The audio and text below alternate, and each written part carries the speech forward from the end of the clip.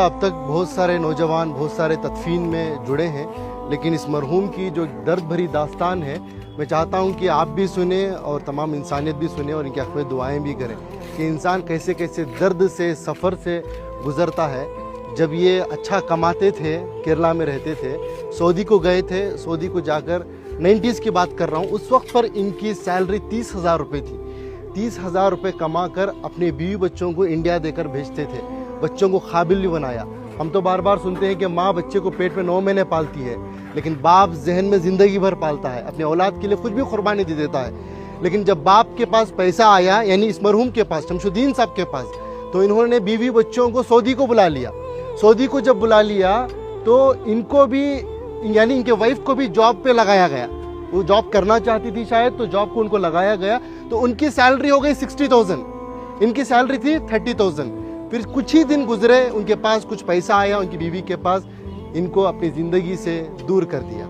ये एक दिन था, ये अपनी बेटी से मिलने के लिए, अपनी औलाद से मिलने के लिए सऊदी में ही, जो इनकी बीवी अलग फ्लैट लेकर रहती थी, वहाँ पर जाते हैं। बाप अपनी बेटी की मोहब्बत में एंट्री लेता है, जाता है, बेटी दरवाज़ा खोलती है, बेटी बाप को देखती है, जैसे ही बाप को देखती है एकदम से दरवाजे को मूछ देती है। एक तमाचे की तरह इस मरहूम के चेहरे पर पड़ा। ये मैं नहीं कह रहा हूँ, ये इनकी खुद की ज़बानी है। मरने से पहले, कुछ दिन पहले इन्होंने इस वाक़े को बताया है। इसके गवाह हमारे इनायत साहब है, कहाँ है? हाँ, ये है। ये बता ये रहे हैं कि सऊदी से दिल दुखने के बाद, दर्द मिलने के बाद, बेंगलुरु के एक टॉप एरिया में एक बिल्डिंग में एक मैनेजर के तौर पर काम करते थे। ये खुद उसके गवाह हैं कि एक मिलिट्री की तरह सिस्टम था इनका, उसूल आदाब के पक्के थे, बिना आयरन के कपड़ा नहीं पहनते थे। ऐसी अपनी जिंदगी, छोटा सा कमरा था, सीढ़ियों के नीचे से बेड डालकर, एक पंखा लगाकर, उसे भी पाक साफ रखकर जीते थे।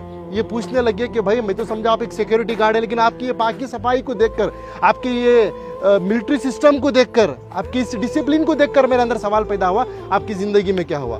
तो उन्होंने ये अपनी दास्तान सुनाई, ये दर्द बताया। तो बस मैं इंसानियत से यही बात कहना चाहता हूँ कि दौलत तो कमाना है, वो मुकद्दर की मिलेगी, लेकिन अपने रिश्तों को बनाएं पहले, अपने बच्चों को, अपनी औलाद को मुसलमान बनाएं, इंसान बनाएं।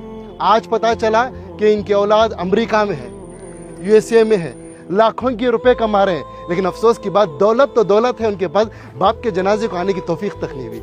ये अल्लाह का करम है कि अल्लाह ने मुझे और आपको चुना है। मैं और आप आए नहीं यहाँ पर, अल्लाह हमें भेजा है, अल्लाह ने हमें ये तौफीक दी है, तब जाकर इस कब्रस्तान में आए हैं, इस मरहूम के जनाजे में शिरकत कर रहे हैं। इस मरहूम की नसीब देखिए, आज मस्जिद में नमाज़े के जनाजा अदा हुई। इनाम भाई, बड़ा मजमा था, मस्जिद के इमाम साहब, एक आलिम दीन ने इनका जनाजे की नमाज़ पढ़ाई, और तमाम अल्लाह के नेक बंदे मिलकर आकर आज तदफीन के लिए जुड़े।